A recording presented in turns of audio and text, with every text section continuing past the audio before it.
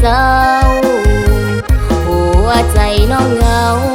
คิดฮอดเจ้าจนสิขาดใจสายลมพัดผ่านจักจันเสียงดังก้องไผ่น้องมา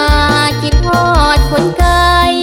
คืออายแฟนน้องคนเดียวอายเอ่ยทั้งเฮาสิอยู่ห่างกันแต่สายสัมพันธ์หากนั้นขอให้แน่นเหนียว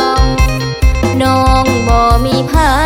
ยใจอื่นบ่สนบ่เกี่ยวหากอา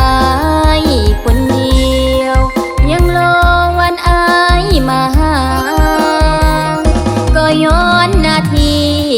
เท่านี้จึงได้ห่างกันแต่หากเขานั้นบอกไกลจากใจห่วงหา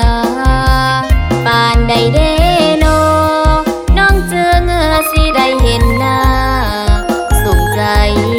มาหาอายนั้นอยู่ทุกนาทีผลดีของน้องนั้นเป็นจังใดสุขอนามัยเวียกงานยุ่งบ่ตอนนี้น้องห่วงอายหลายย้อนอยู่ใกล้กันวันนี้หัวใจน้องยังคงมีเพียงอายผู้หมายหักจริง